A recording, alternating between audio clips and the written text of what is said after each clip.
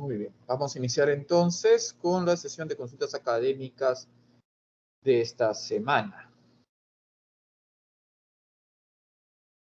Ok, Carla, si tú tienes alguna consulta con respecto a las semanas anteriores, me puedes interrumpir en cualquier momento. Yo voy a dar inicio con respecto a la semana 6, pero si tienes algunas consultas respecto a las semanas anteriores, las puedes hacer sin ningún problema, ya sea por el chat o ya sea por prendiendo tu micro sin ningún problema e interrumpiéndome, por favor.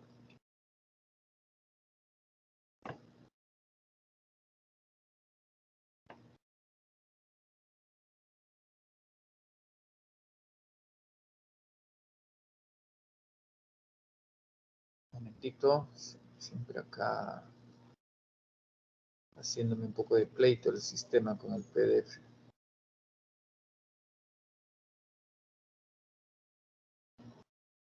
Ahora sí. Por favor, me confirmas si ves mi pantalla. Estoy presentando.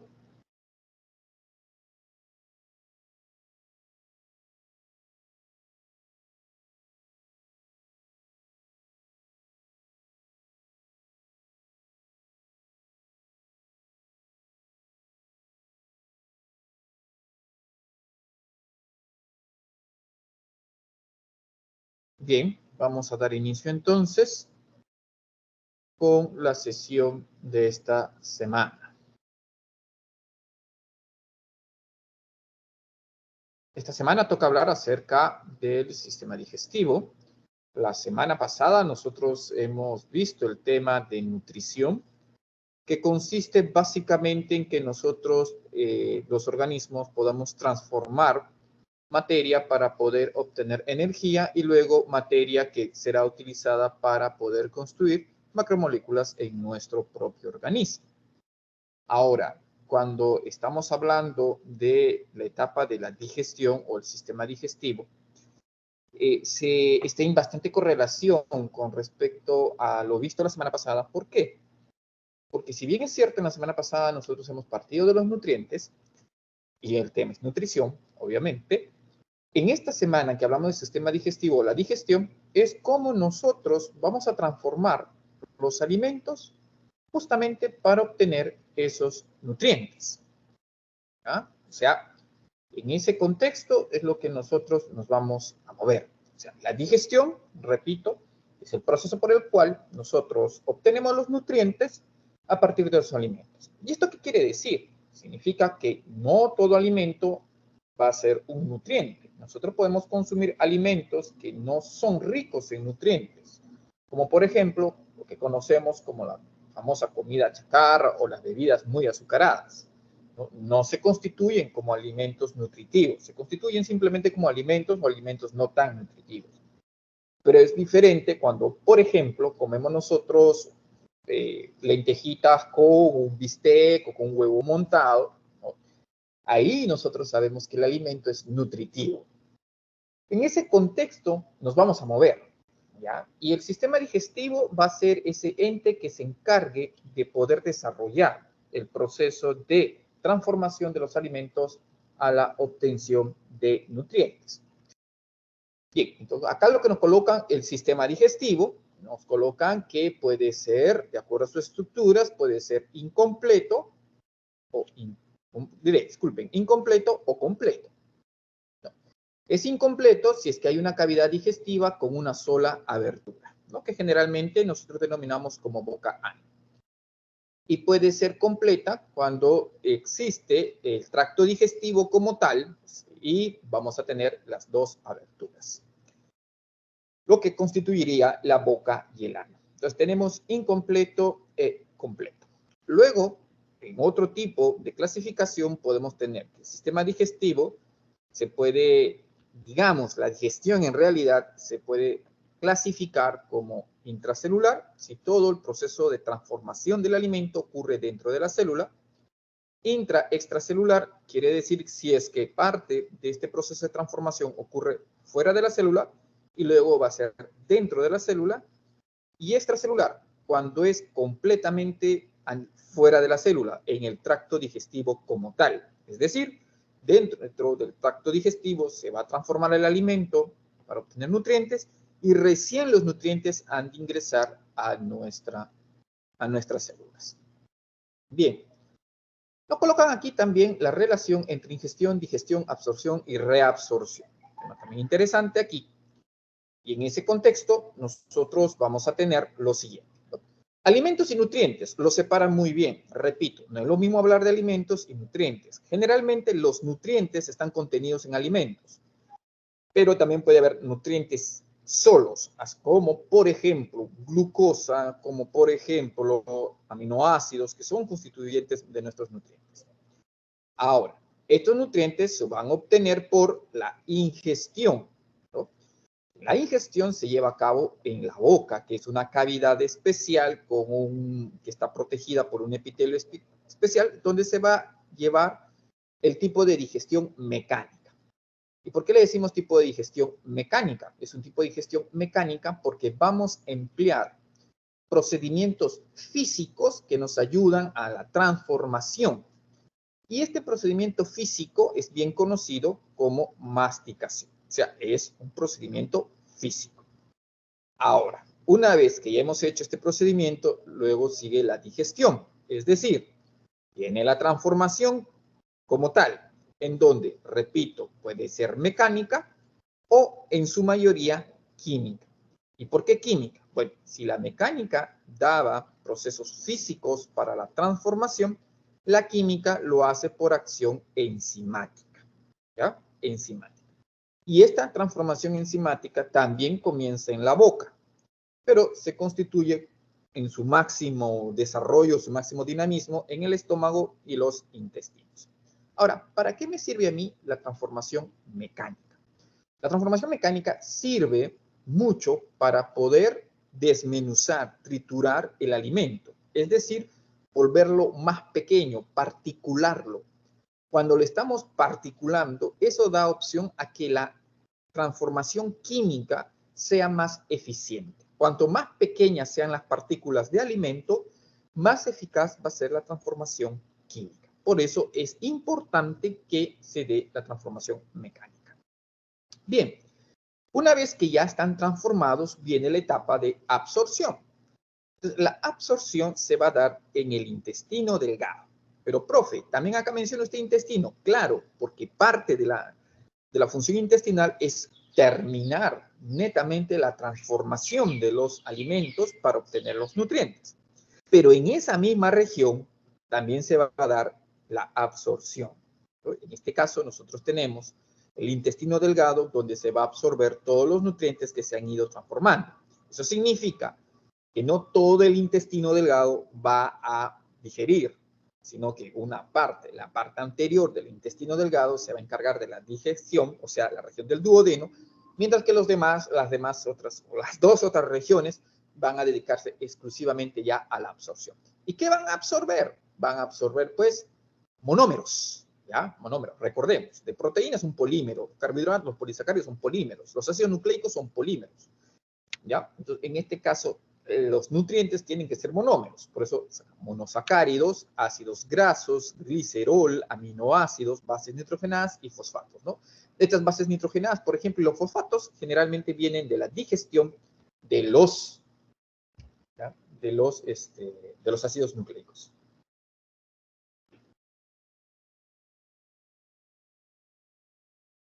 Bien, entonces, hasta ahí todo claro, ¿vamos bien? Entonces, otra etapa también viene la absorción de líquidos. ¿Y esta absorción de líquidos dónde va a ser? Va a ser en el intestino grueso, donde vamos a absorber moléculas inorgánicas, como la agua, pues, los líquidos y las sales, ¿no? Que son importantes para mantener el equilibrio oncosmótico de nuestro cuerpo. Finalmente, lo que no podemos asimilar, lo que no podemos absorber, son eliminados, ¿ya? ¿Por medio de qué? Del colon y el ano, lo que nosotros llamamos como heces. Ahora, no es que sea en sí productos del metabolismo, ¿eh? Son todo alimentos que nosotros no hemos podido consumir, ¿correcto?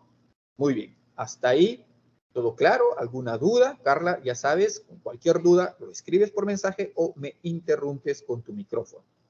¿Ok? Así que no hay ningún problema. Yo voy a seguir avanzando por aquí. Bien. Ahora, vamos nosotros a hablar ahora de la distribución del sistema digestivo en invertebrados. Bien, en este caso, lo que nosotros vamos a tener es una serie de organismos, animales, obviamente, porque aquí quiero hacer una aclaración también muy importante, que el proceso digestivo se da solo en los animales, ¿ya? No en las plantas. Claro, también se va a dar en todo aquel que no sea vegetal, mejor dicho, ¿ok? En todo aquello que no sea vegetal. Porque los vegetales no van a degradar alimentos. Ellos construyen sus alimentos, construyen sus nutrientes a partir del proceso que nosotros conocemos como proceso fotosintético. ¿Está bien? Muy bien. Correcto. Entonces, dicha esta aclaración, es importante siempre mencionar esta aclaración para que tengamos presente y por ahí en las preguntas del examen no nos agarren, ¿ya? No nos agarren, porque hay veces esas preguntillas que parecen simples, pero son pues para hacer caer a los distraídos. Muy bien. Ahora, ¿qué sistema digestivo vamos a tener? En los invertebrados, por ejemplo, en moluscos, ¿no? En este caso moluscos, este es un gasterópodo, es un caracolito, va a tener la boca, donde va a haber una estructura especial solo en los caracolitos, que es la rádula. ¿Y qué es la rádula? La rádula es una especie de una lengua que está dentada, que sirve para raspar los sustratos y con ello obtener los nutrientes.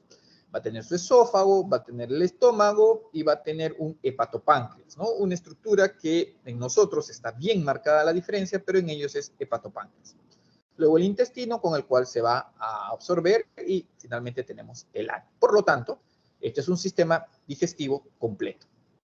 Luego tenemos la lombriz de tierra, este es un anelio. Va a tener boca, va a tener faringe, va a tener esófago, va a estar el buche y la molleja. El buche, que es la zona donde se va a almacenar el alimento, y la molleja, donde se va a dar la transformación mecánica y química a la vez, y termina en el intestino, donde también va a ser química, y luego viene la absorción de los alimentos. Luego tenemos aquí boca. ¿En dónde? En Patricio. ¿Quién es este? Este es un equinodermo, ¿ya? Equinodermo. Entonces, ¿qué tienen de especial estos equinodermos? Esta estructura, lo que es, esta es una estrellita de mar, disculpen. Aquí tenemos a la linterna de Aristóteles, pero la linterna de Aristóteles no está presente en las estrellas de mar, solo están presentes en los erizos de mar. Ojo al piojo ahí, porque en una pregunta de verdadero o falso nos pueden decir a nosotros, oye, todos los equinodermos tienen linterna de Aristóteles, eso sería falso. No, eso sería falso. Pero si nos dicen, en los equinodermos hay la presencia de la linterna de Aristóteles, eso sí sería verdadero. ¿Ven? O sea, el contexto de la pregunta es la que me va a determinar a mí si es que puedo tomarlo como correcto o como incorrecto. Todo depende del contexto. Muy bien, continuamos entonces. Ahora, también tiene la presencia del esófago, ¿no? Que es el canalículo que va a conducir el alimento, el estómago y el intestino, donde se va a dar la digestión química y la absorción. Luego tenemos aquí a los insectos, ¿no? Que es el grupo mayoritario de animales que existen en el planeta. Y estos se van a caracterizar específicamente a nivel de la boca. ¿Por qué? Porque van a tener lo que se conoce como los apéndices bucales. ¿Y qué sucede en los apéndices bucales? Lo que pasa es que los insectos, por la evolución, han ido desarrollando estrategias que le permitan, como son un montón de insectos, ¿ya? Van a desarrollar estrategias que le permitan, ¿qué cosa? Especialización para poder alimentarse, ¿ya? Proceso de especialización para poder alimentarse. Muy bien, entonces, en ese sentido, estos apéndices bucales pueden ser, algunos van a ser lamedores, otros van a ser chupadores, otros van a ser picadores, otros van a ser succionadores, otros van a ser masticadores, ¿ya? O sea, va a depender bastante. Piensen en una mosca, piensen en una cucaracha, en una langosta, en una avispa, o sea, van a tener diferentes formas de cómo van a procesar o mejor dicho, adquirir su alimento. ¿Ya? Bien, luego lo van a conducir al esófago, luego van a ir al buche, que es un almacenamiento, y van a tener un estómago, que es un estómago glandular, donde se va a dar bastantes secreciones de componentes para la transformación química, que se llama proventrículo. Y luego de esa transformación química pasa al intestino para su absorción y finalmente al ano para eliminación de aquellos productos que no han sido asimilados. Dentro del grupo de los artrópodos también vamos a encontrar, dejamos aquí a los insectos y vamos a encontrar aquí a los crustáceos.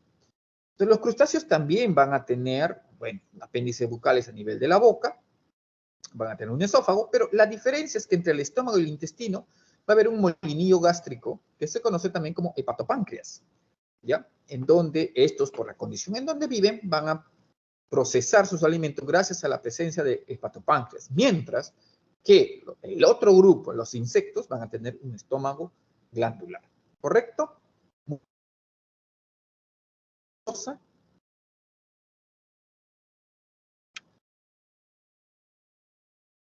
Espero que esté quedando claro. Vamos a pasar entonces a la siguiente hojita de nuestra separata.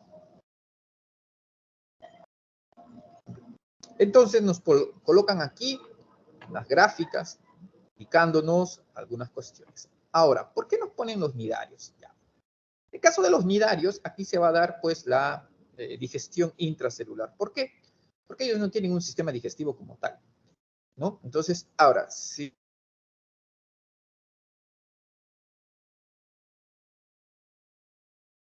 tienen un sistema como tal, solamente su digestión es intracelular. Completo, porque solamente tenemos la presencia de una cavidad, que es esta de acá, que le llaman cavidad gastrovascular, y la presencia de una boca-ano, ¿no? Boca-ano, donde asimilan y también eliminan las sustancias de desecho. Van a tener un estómago, una gastrodermis, ¿ya? Y la mesoglia, que es la estructura que va a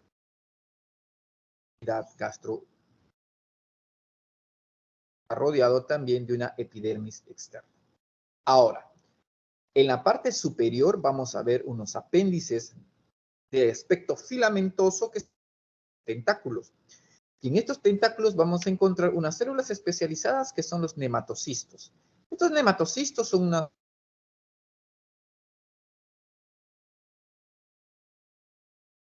Los pólipos y las medusas van a capturar a sus presas. Y ojo, no nos dejemos engañar por una apariencia simple. Siendo tan simples en su estructuración digestiva, estos nidarios se pueden alimentar inclusive de peces que son vertebrados, ¿ya? Entonces, ahí vamos a tener un asunto muy importante y peculiar, ¿no? ¿Y gracias a qué? A que puedan paralizarlo con estas estructuras que se llaman nematocistos, ¿ya? Los famosos nematocistos. Bien, ahora está para este lado un grupo de gusanos, los gusanos planos, que se conocen como platelmintos. Ahora, dentro de los platelmintos, tenemos platelmintos de vida libre y platelmintos que son parásitos. Bien, los platelmintos de vida libre son las planarias, y lo que nos están mostrando aquí es una planaria. Profe, ¿y un platelminto que sea parásito? Bueno, ahí vamos a tener nosotros a las tenias. Pero de vida libre son las planarias. Estas van a tener un estómago ramificado, ¿ya? Tienen la presencia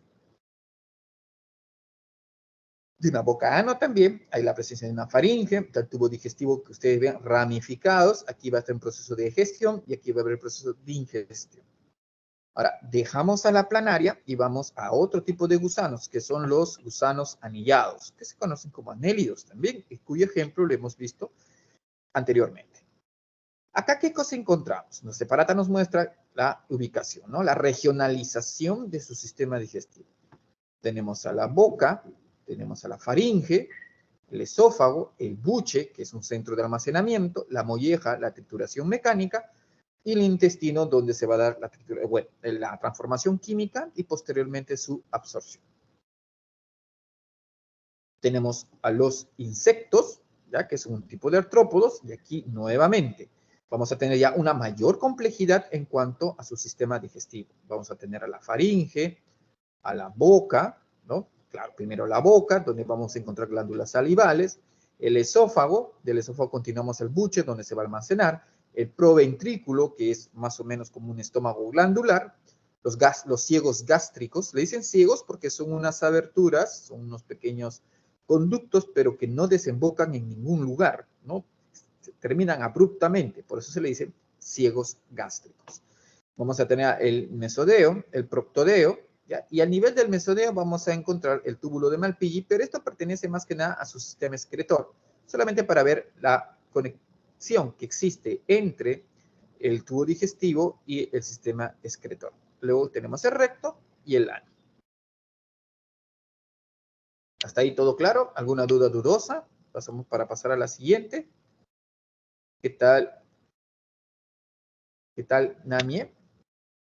¿Ah? Vamos a sacarla. Namie, recuerden, si tienen alguna duda, consulta, pueden interrumpirme sin ningún problema, ya sea encendiendo su micrófono o, en su defecto, escribiendo la pregunta en el chat. ¿Ya? Muy bien, vamos a continuar entonces. Ahora, el sistema digestivo en vertebrados. ¿Qué nos colocan aquí? Voy a ampliar un poco para poder tener una mayor visualización. Esto de acá lo voy a... Ahora sí, perfecto.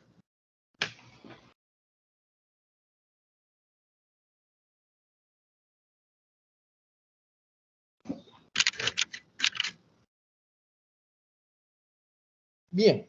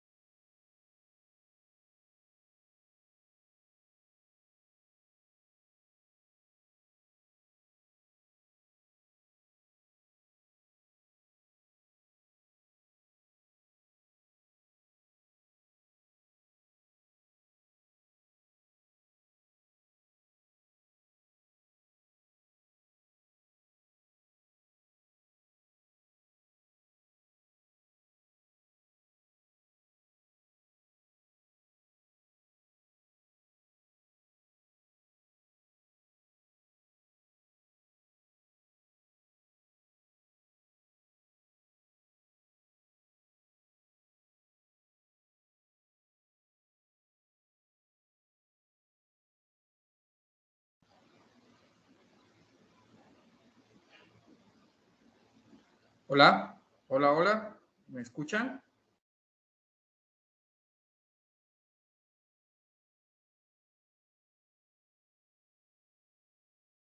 Sí, profesor, se le escucha. He estado dictando y me había percatado de que acá se me había ido la señal en el laboratorio. Estoy ahorita en otra máquina. Ya, van a disculpar, a ver, tocando, se me fue casi como 20 minutos estuve hablando. Voy a volver a presentar la pantalla.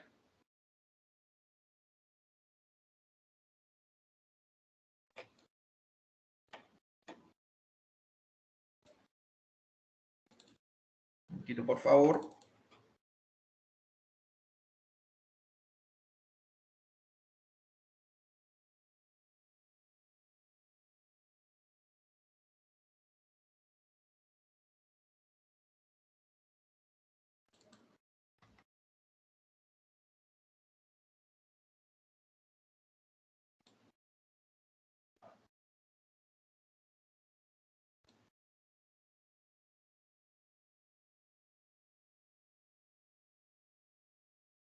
Por favor, ¿me confirman si están viendo mi pantalla? Sí se ve, profe. Listo, perfecto. A ver, acá creo que tengo una pregunta. Ah, no. No, eso es del 24 de 12. No, está bien. Bien, vamos a continuar entonces. Por favor, me van avisando. Voy a estar aquí pendiente de que nuestra señal no se vaya a ir. ¿Ya? Bien, me había quedado. Voy a cerrar todo esto, que esta es otra máquina. Ya, ahora sí.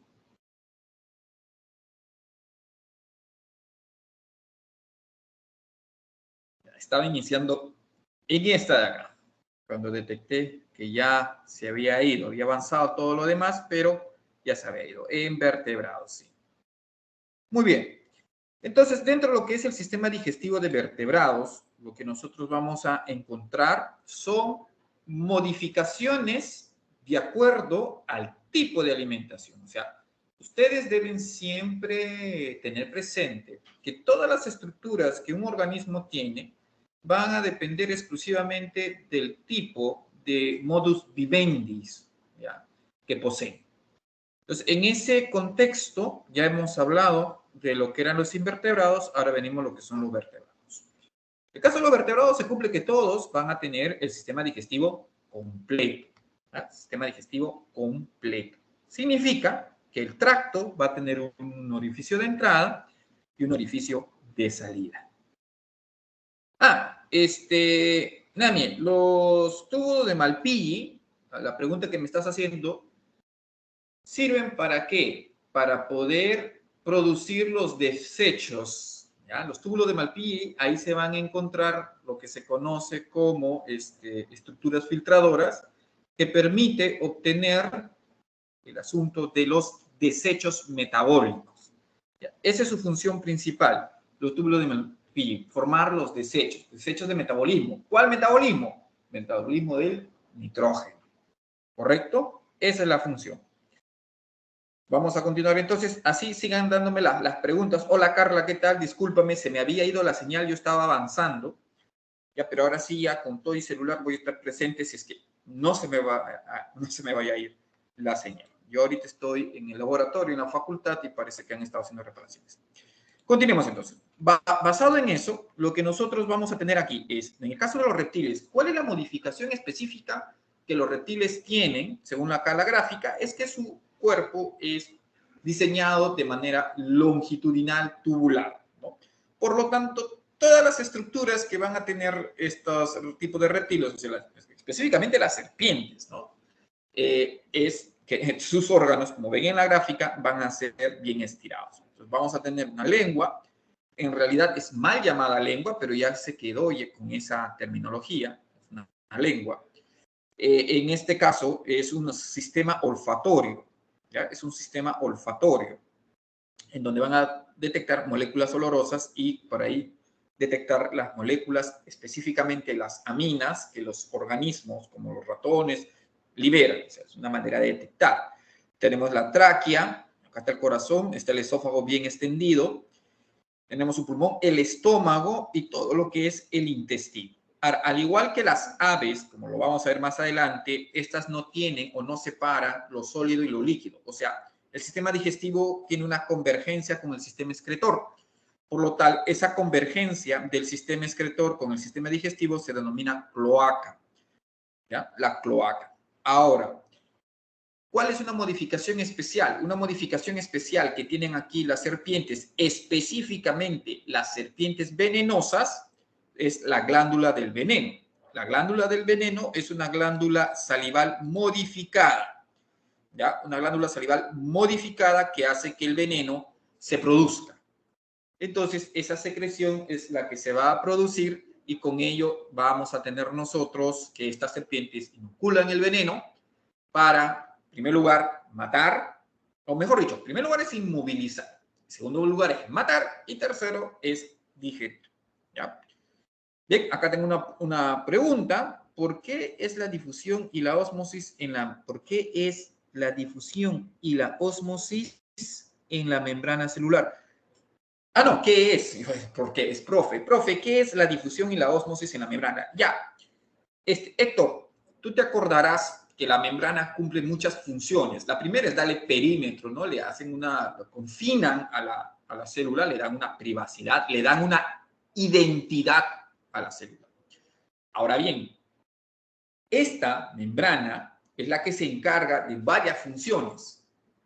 Receptora, protección, y una de las clásicas funciones es el de transporte, ¿ya? El transporte. Ya sea para hacer ingresar elementos o ya sea para sacar productos, o sea, o mete o saca, ¿ya? La célula a través de su membrana. Entonces, dentro del transporte existe el transporte pasivo y el transporte activo. El transporte pasivo es aquel en donde las moléculas van a atravesar la membrana o van a pasar la membrana sin un gasto energético. No hay gasto energético ahí. ¿Ya? En cuanto el transporte activo es aquel que sí va a utilizar gasto energético. ¿Pero por qué, profe, la diferencia? Ah, y aquí viene.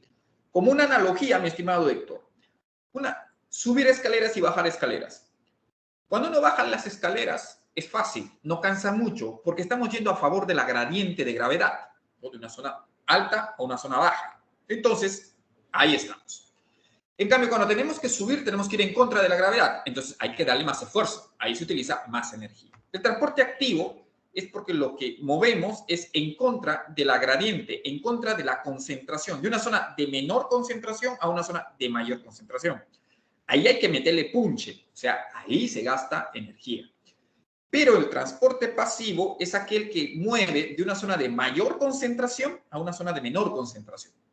Ese tipo de desplazamiento de mayor concentración a menor concentración se le llama transporte pasivo.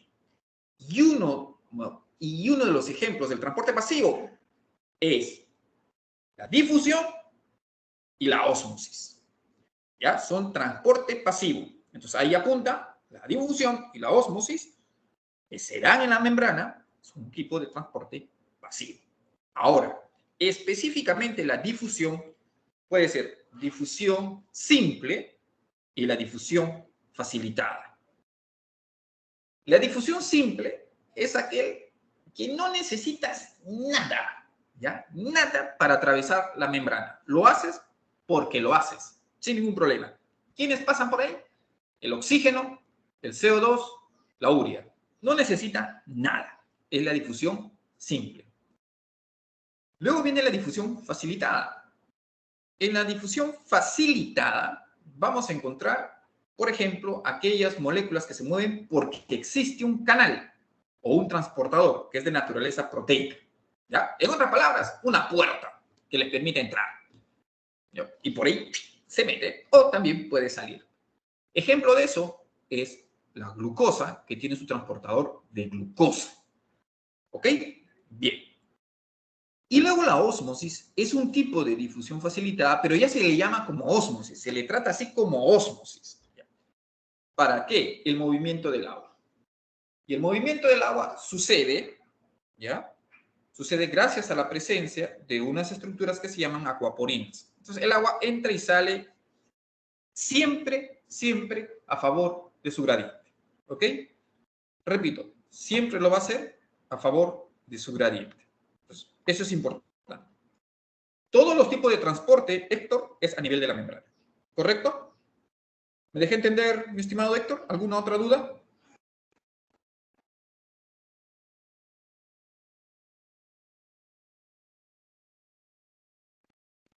Espero que la explicación haya sido adecuada, Héctor. Igual me escribes, creo que hay un retraso ahí en la señal. ¿Ya? Pero eso es lo que nosotros vamos a tener. ¿Cualquier otra duda? Voy a continuar entonces con la separatita. Igual, cualquier chico, cualquier otra duda, la consultan, por favor. Ya sea escribiéndola o ya sea activando el micrófono. Bien.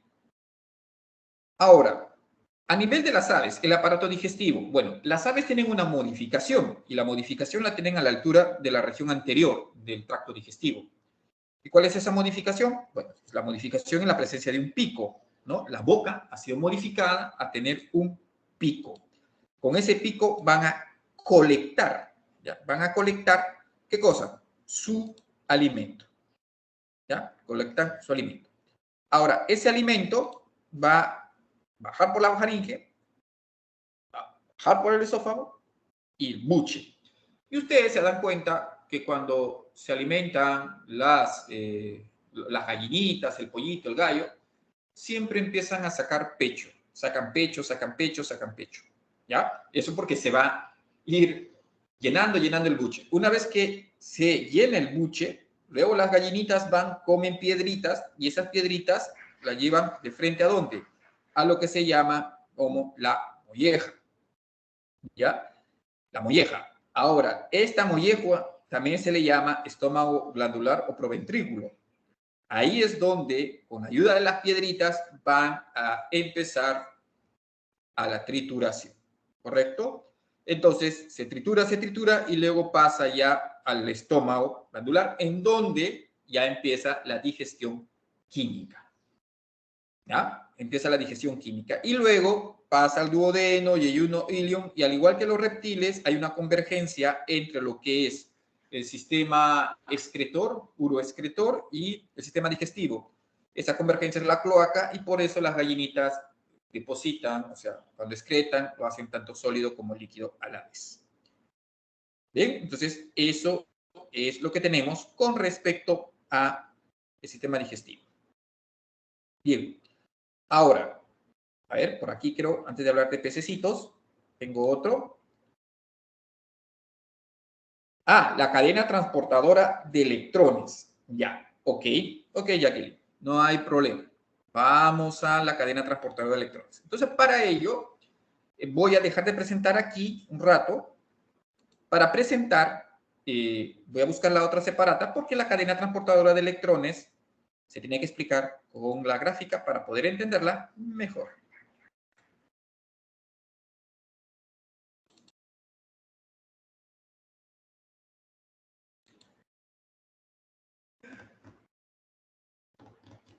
Un momentito.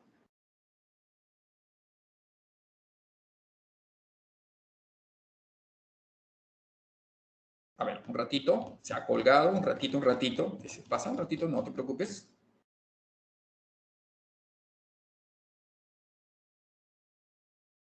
A ver, ahora sí.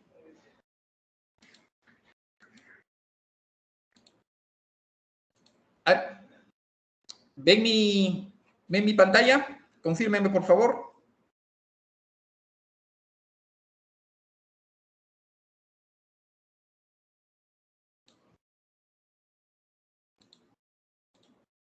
¿Se ve mi pantalla, chicos? Ah, ya, perfecto. Justo aquí me ha abocado, esta es la cadena transportadora de electrones. Ah, claro, tú específicamente quieres, me imagino, de la parte de la mitocondria, porque los fotosistemas también son transportadores de electrones. Vamos a bajar un poquito más a nivel de la respiración celular. La mitocondria. ¿Dónde está nuestra cadena transportadora de electrones? Aquí. Ya. A ver. Primero, le dicen cadena transportadora de electrones. Obviamente, ¿por qué? ¿Por qué va a transportar electrones? Y eso sí, profe, ya. Ahora, hay que entender la naturaleza del funcionamiento de esto. Pero, ¿cómo se mueven esos electrones? Esos electrones se mueven, ¿ya? Gracias a la participación de todo un complejo enzimático, ¿ya? Donde está la ferrodoxina, la FAT, citocromo C, citocromo B, todo un componente, ¿ok? Aquí están los elementos que van a permitir eso. Ahora, ¿qué va a suceder? Y aquí tenemos la ATP sintasa. Esta es la ATP sintasa, ¿ya? Esta es la citocromo oxidasa, citocromo C, succinil deshidrogenasa, ¿ya? La plastoquinona, diré, la ubiquitina. ¿Okay? Muy bien. Ahora, ¿qué sucede? Se van a transportar electrones. Muy bien. Pero, profe, ¿de dónde vienen los electrones? Muy bien. Esos electrones vienen de reducción del NADH a NAD. ¿Ya? Vienen de ahí. En donde se quiebra el NADH, libera un protón, pero a la vez de liberar el protón, liberan un electrón. Y ese electrón, ¿ya? Ese electrón, o sea, se está oxidando el NAD, ese electrón se está liberando, fíjense, el protón, y se libera un electrón. El electrón no lo vemos, lo vamos a ver con la línea roja nada más. ¿Ok? Entonces, ese electrón va a pasar para aquí, va a pasar para aquí, va a pasar citocromo B, ubiquitona, citocromo B, citocromo C y la citocromo oxidasa. La citocromo oxidasa.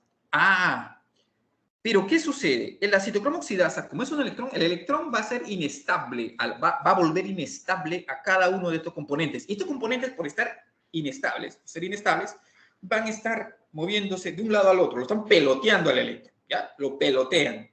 Hasta que llega la citocromo oxidasa. La citocromo oxidasa va a coger el electrón y va a agarrar un oxígeno producto de tu respiración. Ahorita que estás inhalando, exhalando, estás metiendo oxígeno. Ese oxígeno va a llegar a este nivel y a ese oxígeno se le va a dar el electrón. Entonces, el oxígeno se quedaría más negativo todavía. Pero para poder estabilizar a este oxígeno, se le agrega 2 hidrógenos. Entonces, profe, pero aquí yo veo medio oxígeno O2. Ah, lo que pasa es que el oxígeno siempre está en estado molecular, por si acaso. Eso le habrán dicho en clase. Por eso no puedo poner O nada más. Tengo que ponerle medio O2, que vendría a ser oxígeno. Entonces, cuando le agregamos ese electrón, recluta 2 hidrógenos y lo convierte en agua. Ese es el destino del electrón, mi estimada Jacqueline. Lo que va a suceder ahora es entender para qué. O sea, ¿mi objetivo era formar agua? No, el objetivo no era formar agua inicialmente. El objetivo era generar una gradiente, porque cuando el electrón va pasando por la cadena transportadora de electrones, los protones salen al espacio intermembranoso, como ves en la figura. Están saliendo los protones al espacio intermembranoso. Esos protones van a generar una gradiente. La gradiente protónica. ¿Pero cómo se formó la gradiente protónica? La gradiente protónica se formó por la movida del electrón, por el desplazamiento, por el transporte del electrón. ¿Y para qué queríamos la gradiente de protones? Esa gradiente de protones la queríamos, ¿para qué? Para que todas en grupo pasen a través de la ATP sintasa, ¿ya? Pasen a través de la ATP sintasa. ¿Y qué va a hacer la ATP sintasa o sintetasa? Va a hacer que todos los protones pasen por ahí, por la vía de la línea blanca que están viendo, y al momento de pasar, esta estructura va a girar, ¿ya? Se va a energizar, ¿y qué va a hacer? Va a empezar a coger ADPs y fósforo inorgánico, y va a empezar a formar ATPs. Todo eso gracias al paso. Es como la hidroeléctrica, ¿no? necesitamos agua para mover las turbinas y generar la energía eléctrica. Aquí se necesitan los protones para que se forme esa gradiente protónica, pase, ¿ya? Y haga girar la ATP sintasa y en vez de generar electricidad, obviamente genera acá ADP más fósforo inorgánico para formar ATP. Y por eso, mi estimada, ¿ya? Nosotros vamos a tener, ¿ya? El asunto de la cadena transportadora de electrones. Pero, profe, ese NAT que donó el electrón, ¿de dónde vino? Ah, ese NAT que donó el electrón, ¿de dónde vino? Vino de acá arriba, del famoso ciclo de Krebs. ¿Ven? Ahí está. El ciclo de Krebs. Ahí está. De ahí viene, ¿correcto? El ciclo de Krebs, ¿cuál fue su función entonces? Su función fue generar el NAT y FAP, que son los donadores de electrones. ¿Correcto? ¿Ya? Y aquí, ¿para qué la cadena transportadora de electrones? Para generar la fuerza protón motriz y con ella activar la ATP sintasa para formar ATP. Y de esa manera nosotros obtenemos energía. Espero haberme dejado comprender, mi estimada Namie, Jacqueline. ¿Se comprendió?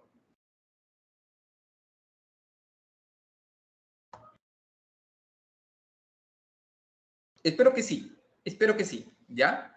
Si hay alguna duda, igual vuelves a preguntar. Si no, activa el micro y ya está. Muy bien, mi estimada Ani. O sea, recuerda, la cadena de transporte de electrones está ahí en la mitocondria y es vital. ¿Correcto? Muy bien. Ahora acá tengo otra pregunta de Héctor. Profe, ¿podría explicar la traducción y código genético? Ya, a ver, un ratito.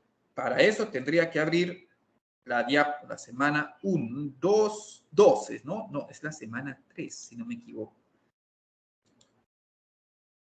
Sí, un ratito, por favor. La semana 3 no la tengo en este de acá. Voy a bajarla.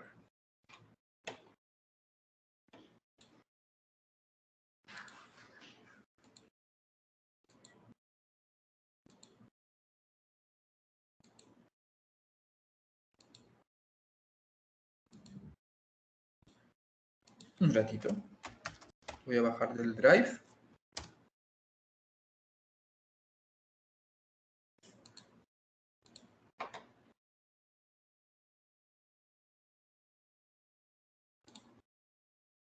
Acá lo ubiqué. La voy a descargar.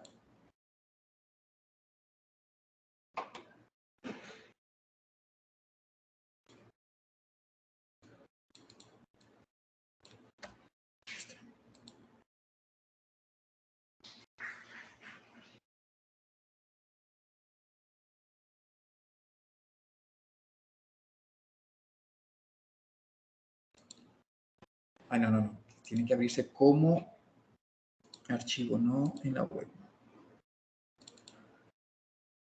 Ya.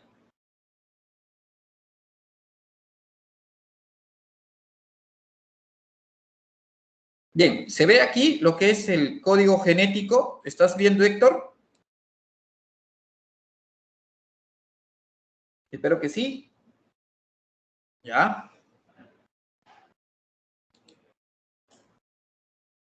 Muy bien. La traducción. ¿Qué es la traducción? Ya. A ver, vamos a ver si acá nos han puesto gráfica de la traducción. No nos han puesto gráfica de la traducción. Cada uno nos han puesto esto de acá. Bien.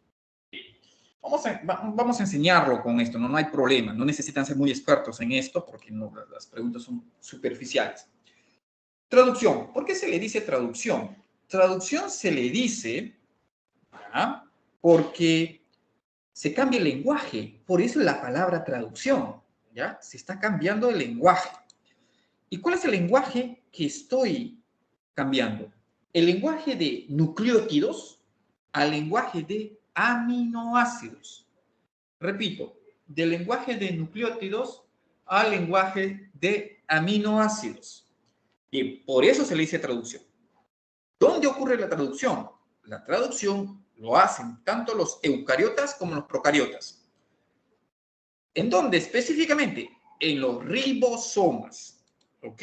Los ribosomas. Ahí ocurre. Y por aquí debo tener, creo, al ribosoma. Ahí está. Los ribosomas. ¿Correcto? Que tienen 2 subunidades. Ahora bien, cuando nosotros hablamos de traducción, hablamos en primer lugar del ARN mensajero. ¿Ya? El ARN mensajero. El ARN mensajero se produce por la transcripción. Eso es otro tema. Solamente partimos del ARN mensajero. El ARN mensajero sale del núcleo, en el caso de los eucariotas, y va a buscar al ribosoma. En el ribosoma lo que va a hacer es empezar a leer los nucleótidos, pero de a 3. ¿Ya? Va a formar los famosos codones o tripletes. ¿Ya? Codones o tripletes. Aquí. ¿Correcto? Lo va a leer de a 3. Por ejemplo, yo voy a poner aquí, mira, en la...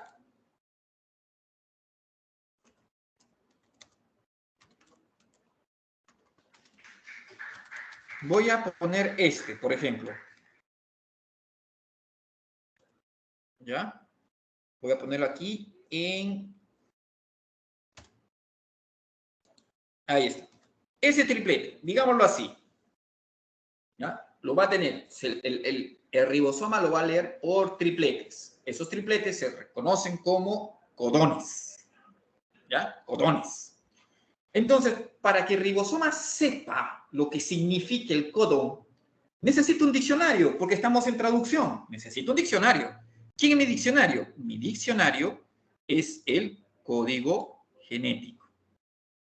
¿Ya? Repito, mi diccionario es el código genético. Entonces, ahora vamos a emplear aquí el código genético. Ay, carambas, ¿qué pasa? Está loca mi... Ya. Bien. El código genético es el diccionario. Entonces, lo que yo voy a hacer en este caso es leer AUG. Entonces, me centro aquí, U, y luego de U, la G, acá. Este de acá es AUG. El codón de inicio que te da para la metionina. ¿Ya? Codón de inicio que te da para la metionina. Siguiente codón. El siguiente codón es ACG. ACG. Nuevamente, A, busco C, entonces este es el cuadrado, y G, específicamente acá, ¿ve? La tercera letra, G. Entonces, ACG te da patreonina. Entonces, coloca una treonina. Entonces, tenemos una metionina, coloco una treonina. Luego tenemos, ¿qué cosa? Luego tenemos GGC. GGC. Entonces, G, buscamos acá, G, y nos centramos acá. Y nos dice GGC. GGC es una glicina. ¿Ok? Y así, mi estimado Héctor.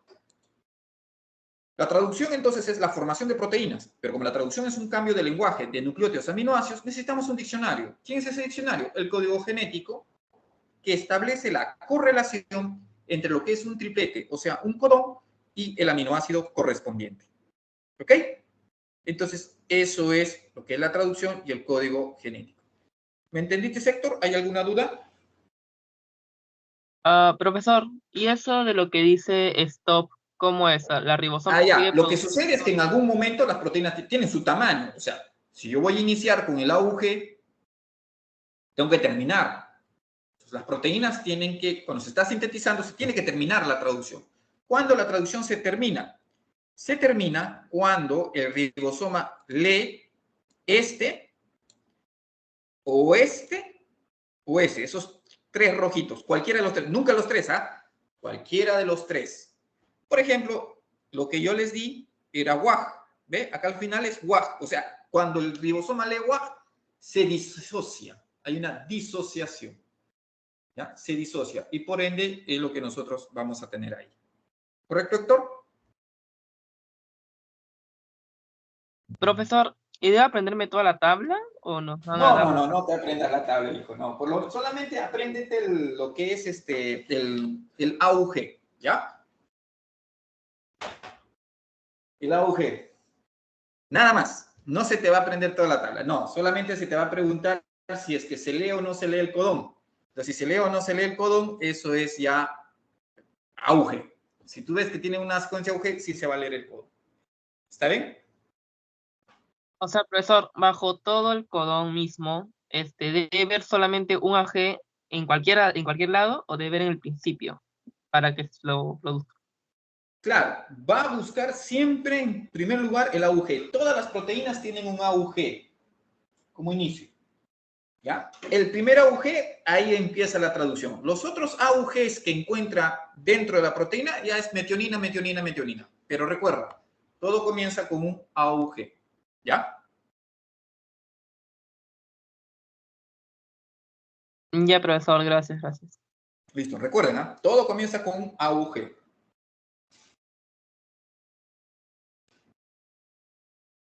Ahora sí, ¿alguna otra duda?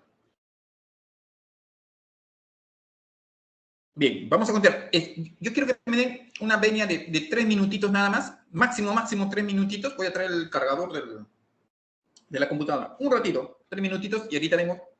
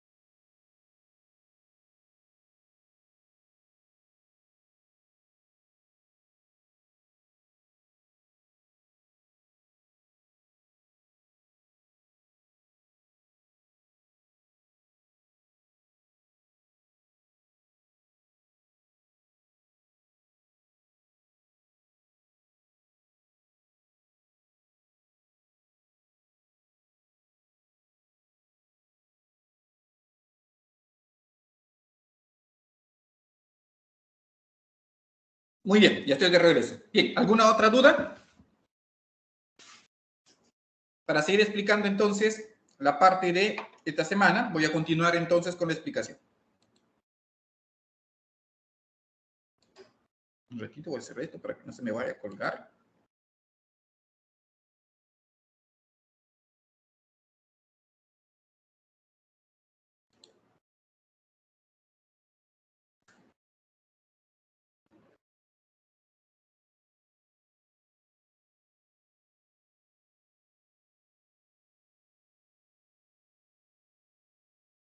Bien, ¿cómo es respecto a los peces?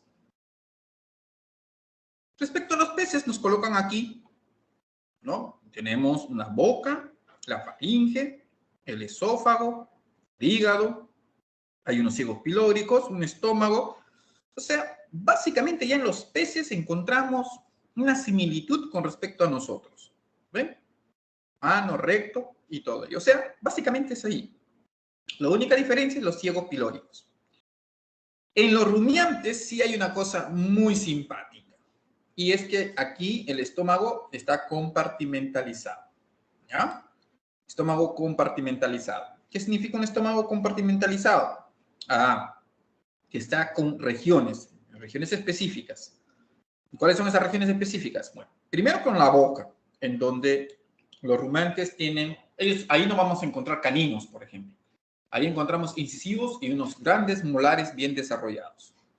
Entonces tenemos el esófago, donde pasa el alimento. ¿Y a dónde llega el alimento? El alimento va a llegar a lo que es el rumen. ¿verdad? O sea, primero en el retículo, y el retículo pasa al rumen.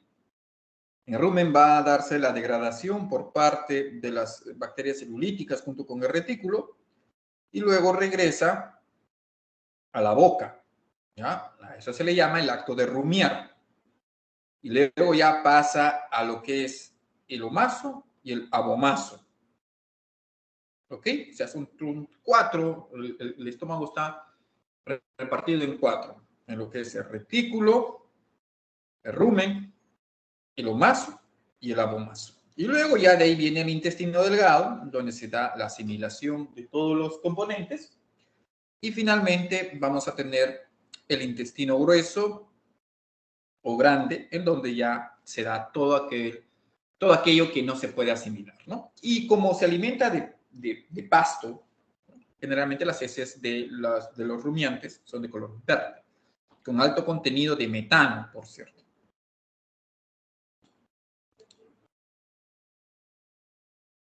Muy bien.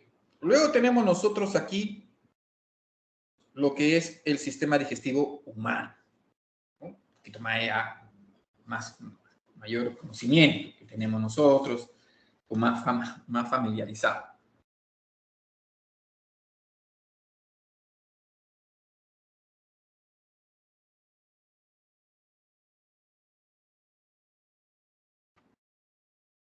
Pero un ratito, otra vez se colgó esta cosita, no avanza, un ratito.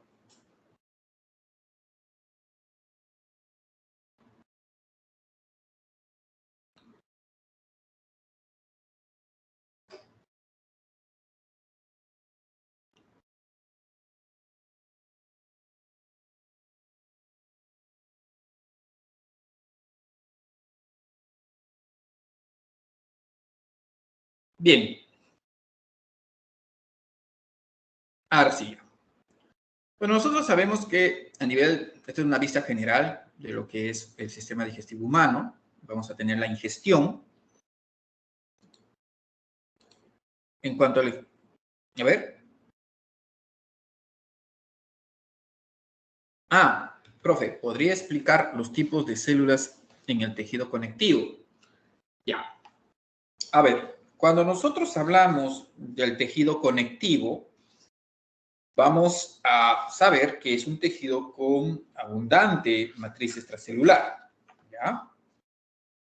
Entonces, en ese caso, cuando nosotros vemos los ejemplos del tejido conectivo o el tejido de relleno, vamos a encontrar muchos, por ejemplo, el tejido conectivo se divide en tejido propiamente dicho y el tejido especializado. Dentro del tejido especializado encontramos, el tejido conectivo especializado, encontramos el tejido sanguíneo, el óseo, el cartilaginoso y el adiposo. ¿Ya? Esos son los tipos de tejidos especializados. Por esa razón vamos a tener los tipos de células, ya que el tejido conectivo va a estar compuesto de varios tipos de células. O sea, las que son propiamente del tejido conectivo o tejido conjuntivo, que son responsables de la formación y el mantenimiento del tejido. ¿Ok? ¿Quiénes son esos? Esas son propias del tejido conjuntivo. Están los fibroblastos, ¿ya? Que son los principales, los fibroblastos. Luego de los fibroblastos vamos a tener a los condroblastos, que van a dar origen al tejido cartilaginoso, a los lipoblastos,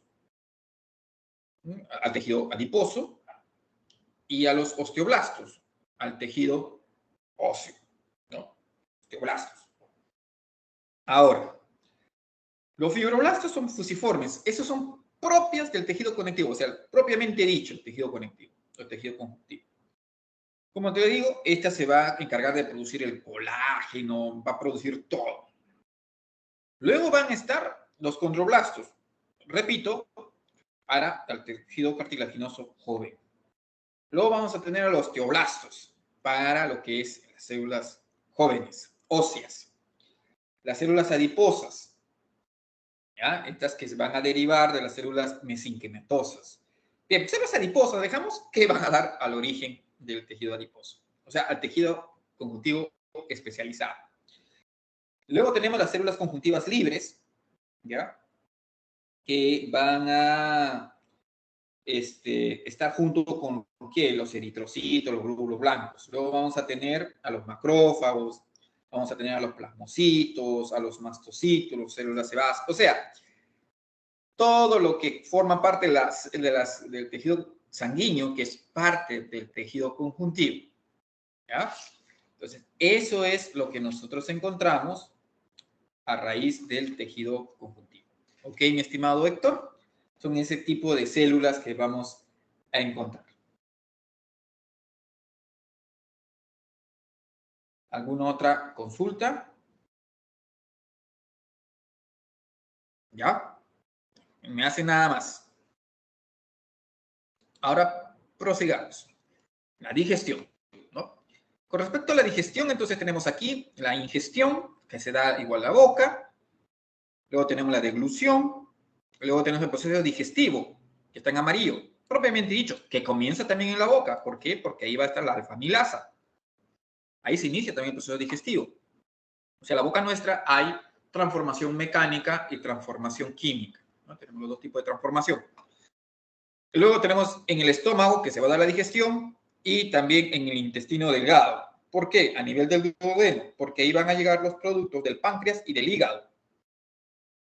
En el duodeno se va a terminar el proceso de transformación química, ¿ya? La digestión. Y luego de la digestión viene la absorción, que ya es las otras dos partes del intestino delgado, o sea, el yeyuno y el ilio.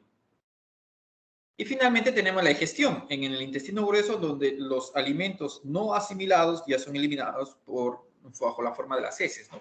Pero recordar que en el intestino grueso lo que nosotros vamos a tener ahí es la asimilación de los líquidos. Bien, acá nos ponen la cavidad oral y ponen la anatomía de la cavidad oral.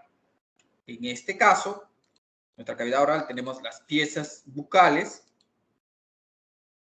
¿no? Son el labio que nos permite a nosotros mantener la comida mientras masticamos, el labio, los dientes, los que se encargan de triturar, ¿ya? El alimento, que son incisivos, acá creo que los tenemos, ya vamos a hablar del dientecito, paladar duro que protege al cráneo o al cerebro de los alimentos que estamos usando, el paladar blando que permite la eglución, el trígono retromolar, ¿ya? Que es el que va a dar sostén a la abertura y a la apertura y cerrar la boca, ¿ya?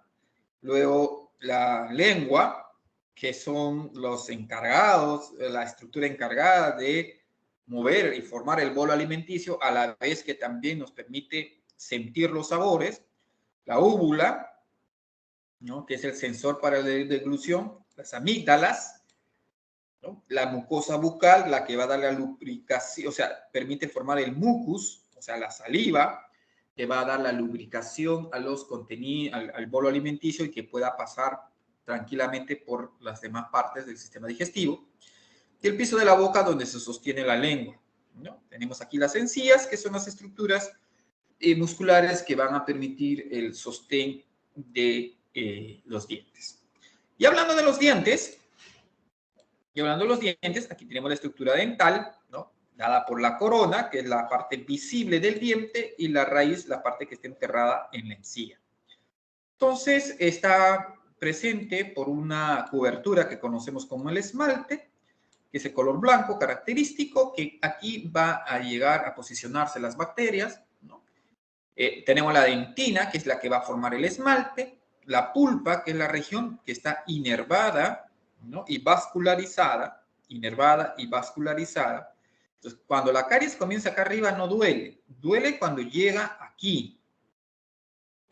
Y el sangrado también se da justamente porque tanto el esmalte como la dentina se encuentran expuestos y se bombea la sangre. La encía, que protege ahí la corona y lo fija. Tenemos el cemento, ¿no? Acá están justamente los vasos sanguíneos, los ligamentos periodontiales, que es como si la formativa de la raíz, y los nervios, ¿no? Aquí están los nervios, que es lo que hace que el diente nos duela o sintamos sensaciones de calor o de frío. Cuando uno hace una endodoncia, lo que se mata es el nervio. Todo esto se mata. Entonces, el diente ya queda, si bien es cierto, protegido ante un evento de caries, lo que va a suceder es que luego no va a tener pues el refuerzo. Por eso a veces las ortodoncias se caen, ya, esos pedacitos. Estos son los tipos de dientes que nosotros poseemos, los componentes incisivos que se encargan de cortar caninos que se encargan de desgarrar y premolares y molares que se encargan de triturar. Función de nuestras piezas bucales. Siempre vamos a tener ahí esas piezas bucales. Y la fórmula dentaria son para un adulto, incisivos, 4 arriba, 4 abajo, caninos, 2 arriba, 2 abajo, premolares, 4 arriba, 4 abajo, y molares, 6 arriba, 6 abajo. Muy bien. Ahora, pasamos al esófago. El esófago ya es una estructura netamente muscular y a partir de los movimientos peristálticos vamos a tener la deglución. ¿Ve? Son movimientos peristálticos hacia el estómago. No significa hacia abajo, sino hacia el estómago. ¿Y por qué razón no hacia abajo? Porque muchos de ustedes saben que puede comer echado, inclusive puede comer boca abajo, o sea, con la cabeza hacia abajo.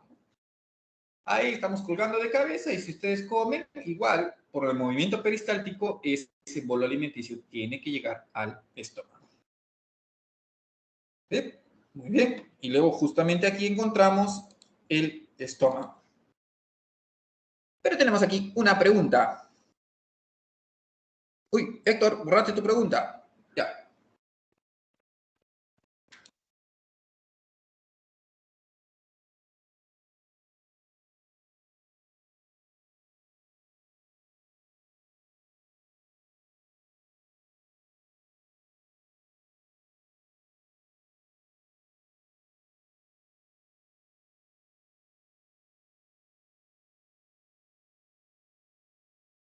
Se me había apagado el micro. A ver, profe, el mosaico fluido es la membrana celular.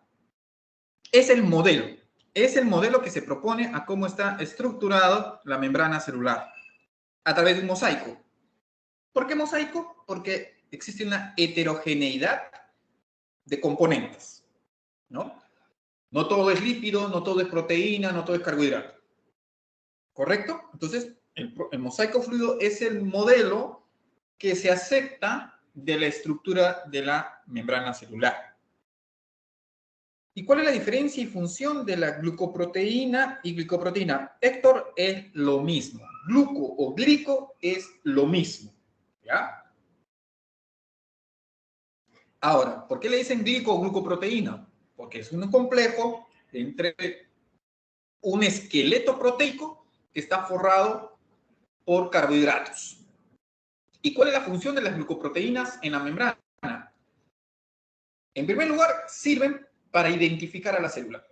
¿Ya? Ellos se encargan de que nuestras células se conozcan y se compatibilicen y que el sistema inmunológico reconozca por identificación molecular a nuestras células.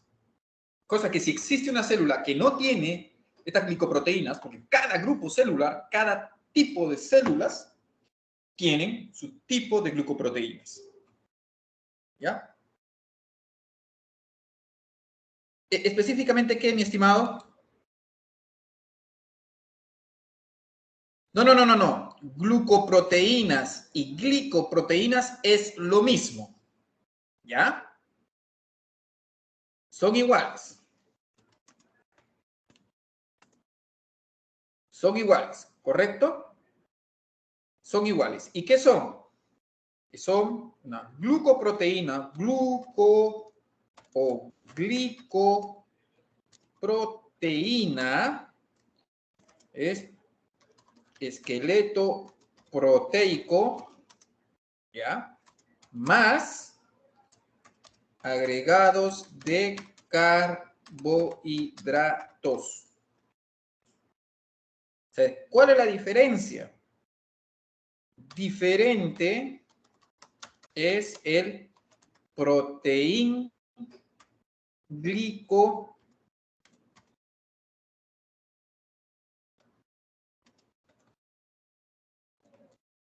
los proteoglucanos, que es igual a esqueleto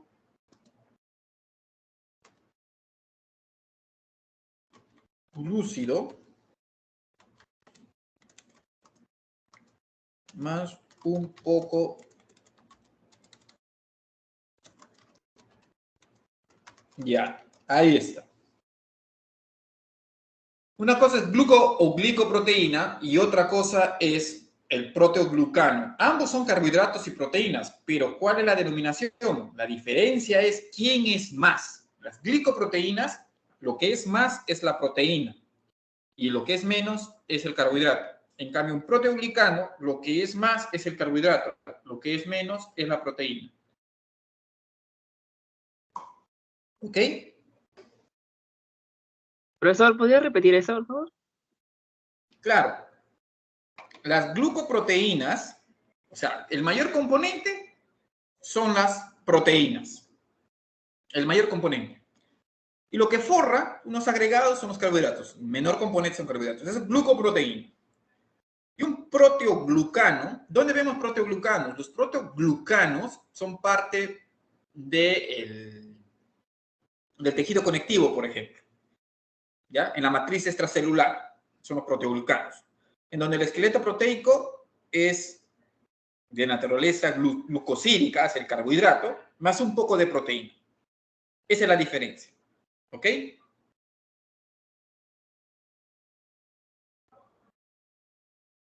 Profesor, ¿y su función cuál era? ¿Puede repetir, por favor?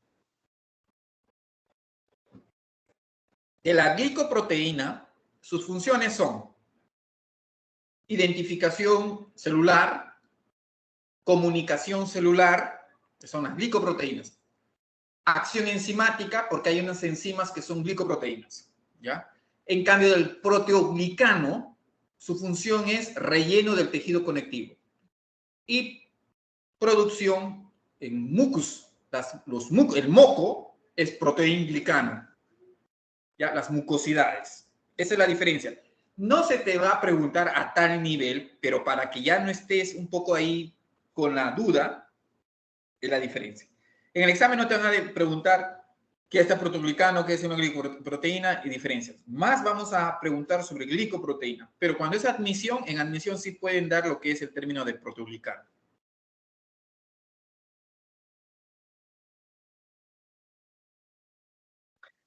Profesor, o sea, en resumen, la glicoproteína es lo mismo que glucoproteína, obviamente, y su función es Ajá. identificación y comunicación y acción de qué era.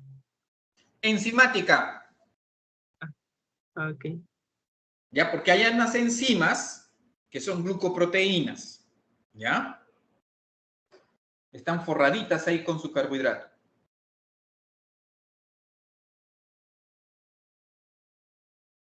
Ok, profesor, ya entendí, gracias.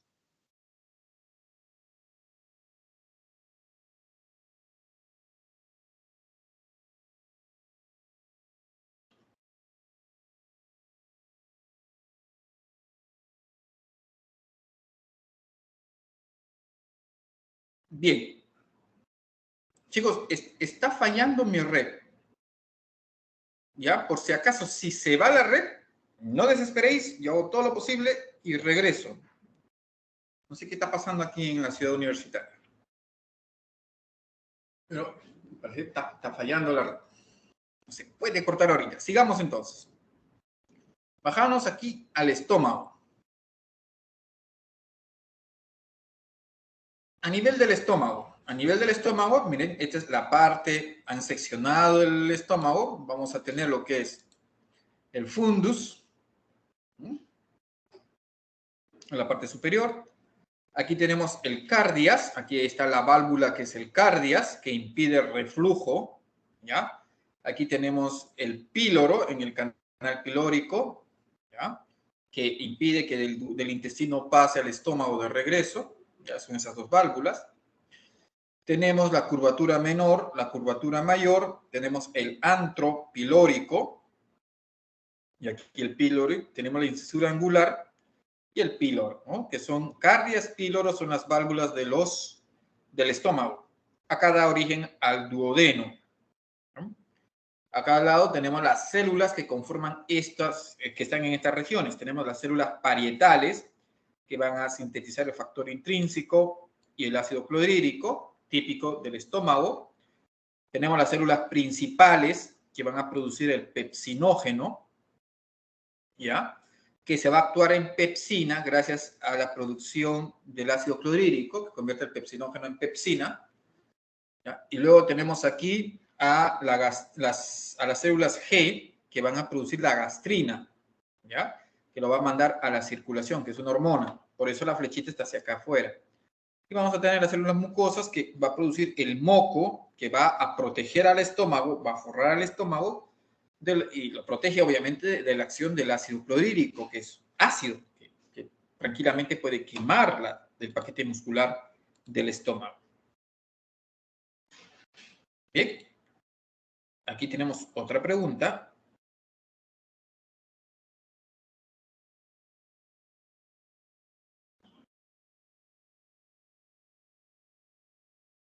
Allá, profesor. Si la proteína integral, su función es el de transporte, entonces, ¿cuál sería la función de la proteína periférica? Ya. Las proteínas periféricas, por ejemplo, ¿de qué sirven? Sirven para que los filamentos de actina se conecten con la membrana. Es una proteína periférica. Otra función de las proteínas periféricas tenemos, y ojo, las proteínas periféricas las encontramos para el lado interno de la célula, no para el lado externo, ¿ya? Sino para el lado interno de la célula, no para el lado externo. Otra proteína periférica son las proteínas G. Profe, nunca la hemos escuchado. Sí, es que nos enseñan en la pre. Las proteínas periféricas, como las proteínas G, sirven para ¿qué? Comunicación, formación de segundos mensajeros. Esas son proteínas periféricas. Entonces, anclaje del citoesqueleto, ya es periférica, y comunicación celular o sea, por el lado del intracelular. Entonces, esas son las funciones de las periféricas. Y ojo, repito, las periféricas solo las vamos a encontrar para el lado citoplasmático. Esa sería la función de las proteínas periféricas de membrana.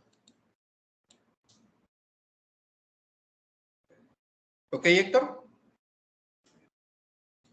Profesor, entonces la proteína periférica es para la adhesión del citoesqueleto, ¿se podría decir? Ajá. Y para comunicación celular, pero del lado interno. Lo que pasa es que hay un evento que se llama la transducción de señales, en donde las proteínas periféricas, cuando reciben la hormona, abajo, por el otro lado, las proteínas periféricas se activan para producir segundos mensajeros. ¿Ya?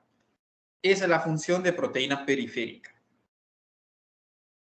Profesor, ¿cómo que segundos mensajeros? ¿Cómo sería eso? ¿Es ARN Ya, mensajero? sabía que me iba a preguntar eso. Como te digo, ¿qué sucede? Cuando una señal, por ejemplo, y eso lo vamos a ver en el capítulo de hormonas, las hormonas proteicas no pueden atravesar la membrana. Pero como las hormonas son señales que están llevando un mensaje para que la célula haga una actividad.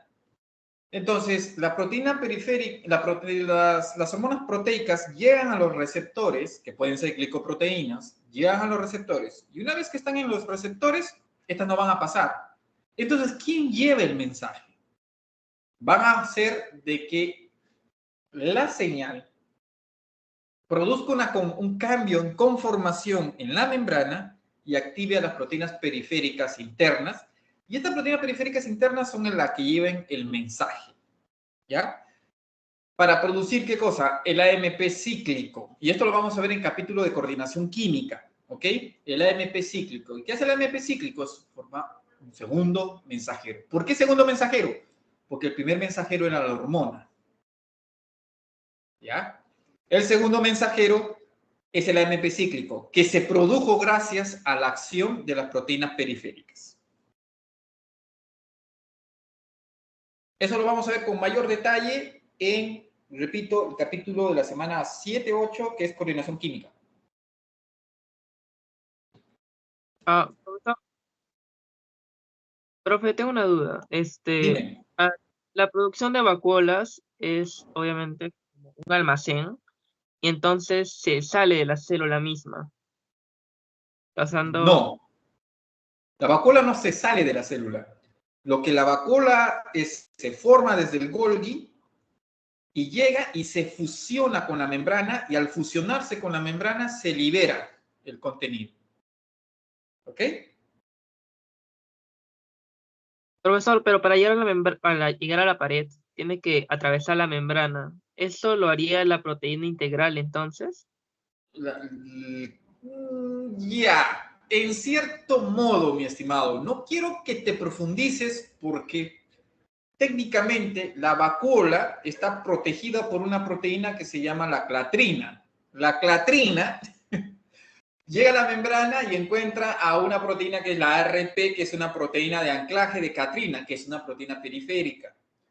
Al anclarse, va a permitir que la membrana de la vacuola se fusione con la membrana de la célula y se abra, liberando el contenido. ¿Ok? O sea, sí, pero no quiero darte mucho dato para que no te estés confundiendo. ¿Ok? Eso es así. Las proteínas, las vacuolas, ¿cómo llegan hasta la membrana? Utilizan a los microtúbulos. Los microtúbulos funcionan como carretera, pero ¿quién carga la vacuola? A la vacuola la carga otra proteína que se llama la dineína. O sea, vamos a ir indagando más y te voy diciendo más datos correspondientes a eso.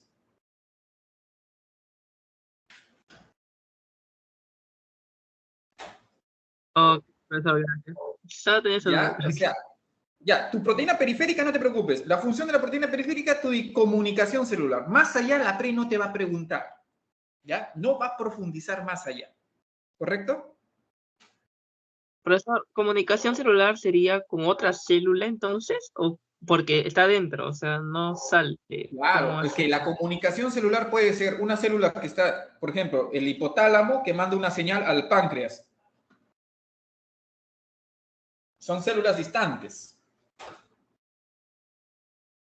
¿Ya? Eso es comunicación celular. Utilizando hormonas te haces comunicación celular. La comunicación celular puede ser con células distantes, con células vecinas, ¿no? Un poquito más allá, y con células que están a tu costadito nada más. Entonces, la proteína periférica comunica hormonas a través de Ya, células. apunta ahí. Proteína periférica participa, ponle ahí, escribe, ¿ah? Proteína periférica participa en la producción del segundo mensajero cuando existe hormona proteica. ¿Ya?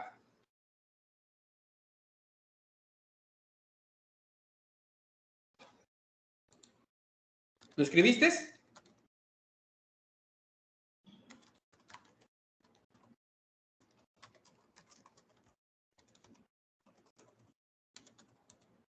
Sí, profesor, ya la escribía. Ya. Entonces, ahí, mi estimado. Ahí. Quédate ahí. Y otra de las funciones, sí, le puedes poner, participa también en el reconocimiento de las células, sí, participa. Pero ponlo ahí como comunicación, ¿ya? Y también, no te olvides, y además permite establecer las uniones con los filamentos de actina, o sea, el citoesqueleto. También, o sea, otra función de otro grupo de proteínas periféricas. Profesor, el reconocimiento de células no lo haría, por ejemplo, en la célula eucariota de animales, el glucocálix. Eso no sería la pared celular de por sí, no es la membrana. Ya, ahí vamos. El glucocálix está conformado por las glicoproteínas que están ancladas a la membrana celular. ¿Ya? Todo el glucocálix está unido a las membranas porque está formado por las glucoproteínas. Por eso se le llama glucocálix.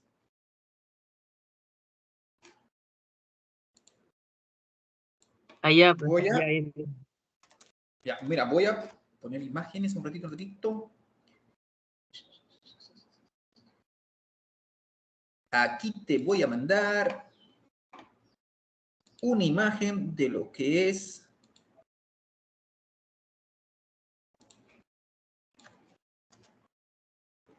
ya, imagen de lo que son el glucocálix.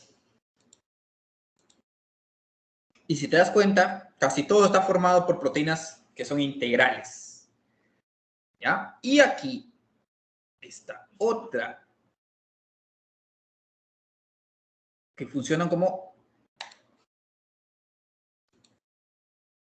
Y ahí voy.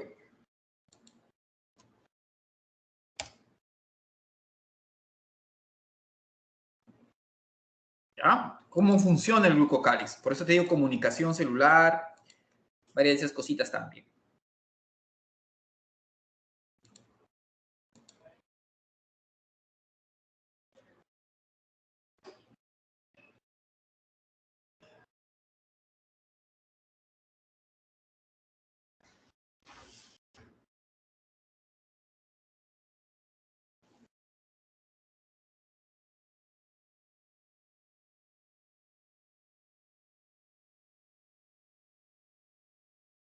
¿Alguna otra duda? No, profesor, ya entendí todo, profesor. Gracias. Tenga Chévere, buena tarde. chévere. O sea, es bacán. Pregunta todo lo que quieran. Igualmente, Nami, pregunten todo lo que quieran porque eso es importante. Para eso es consulta académica. Acá ya se hacen preguntas bastante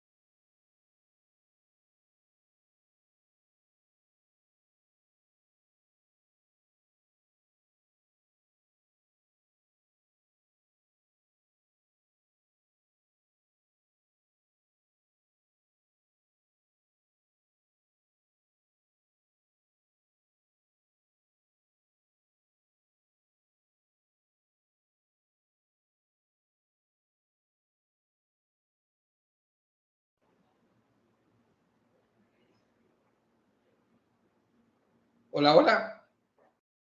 Ay, el día sí que ha sido un día muy intermitente con el internet.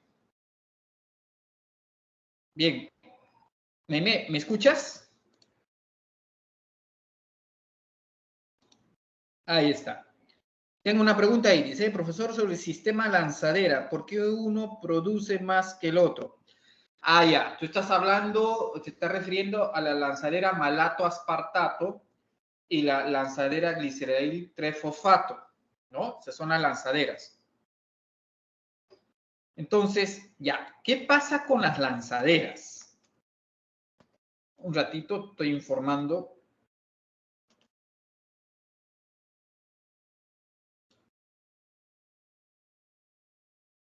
Ya, ¿por qué la diferencia? La diferencia es por la producción de NAT, ¿ya? Esa es la diferencia, la producción de NAT. Entonces, en el caso de la lanzadera, ay, perdón, un ratito, está, no sé si me escuchan.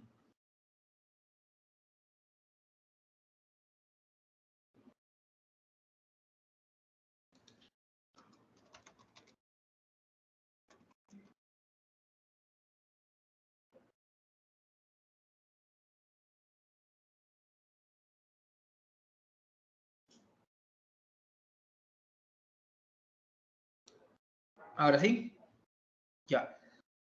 Básicamente, mi estimada Naime, es porque la malato-aspartato se da a nivel muscular, ¿ya? Y esta lanzadera nos permite a nosotros contar con mayor cantidad de ATP, ¿ya?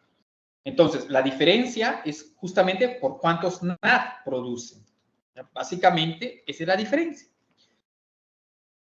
Recordar que cuando nosotros hacemos la lanzadera gliceril trefosfato, ocurre en los tejidos no musculares, esta va a producir 4 ATP, porque solamente va a producir FAT. Y el FAT equivale a 2 ATPs. En cambio, la malato-aspartato produce 2 NAT. NAT, no FAT, NAT. Y cada NAT equivale a 3 ATPs. Entonces, en equivalencia, el NAT es más reactivo que el FAT. Por eso produce más. ¿Ya? Más ATPs. Porque su equivalencia es 3 ATPs por NAT. Entonces, ahí tenemos 6.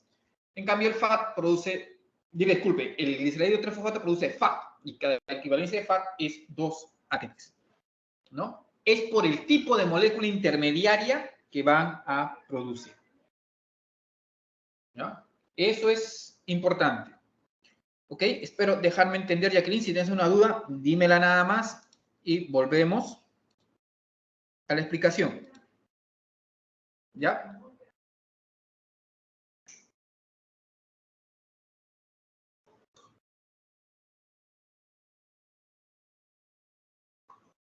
Voy a buscarte una figura de las lanzaderas que explique un ratito.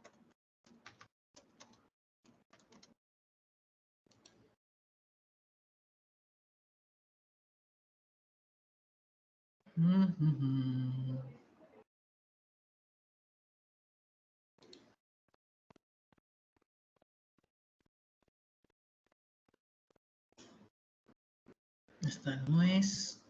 A ver.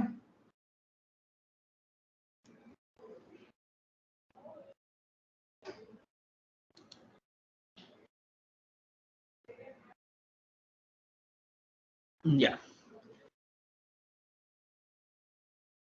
Esta de acá, el gliceraldehído 3-fosfato. ¿Ya? Y esta de acá,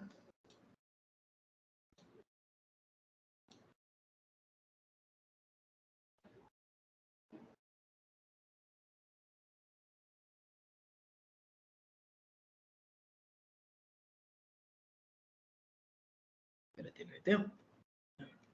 Malato-aspartato, esta no está. Tiene mucha información. No quiero que te...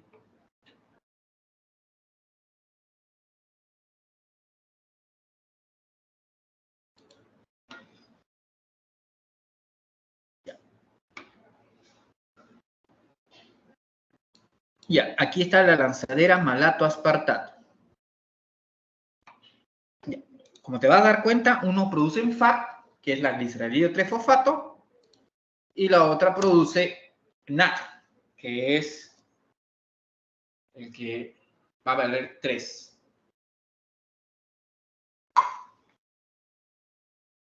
¿Ok? Bien, ¿alguna otra consulta, mi estimada?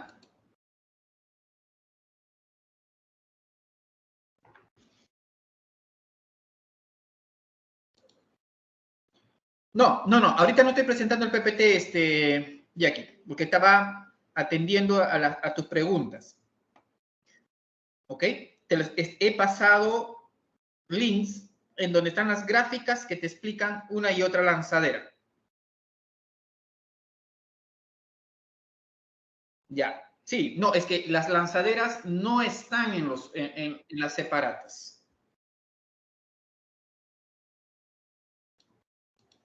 Ni en el PPT. Yo te estoy dando para que puedas profundizar un poquito más, pero solo concéntrate en lo que te dije. Gliceralilo 3-fosfato produce FAT y cada FAT equivale 2 ATPs. En cambio, malato aspartato produce NAT y cada NAT equivale 3 ATPs.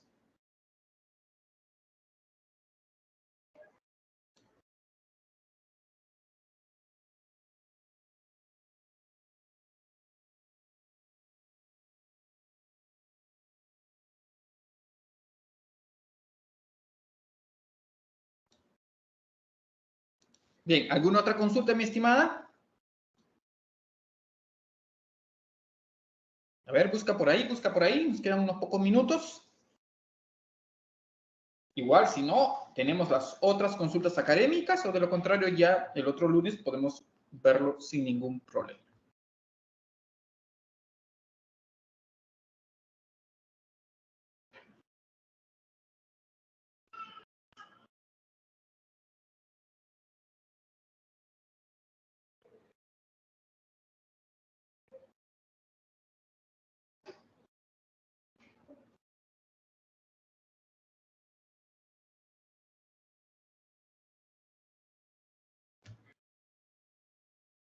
Listo. Entonces,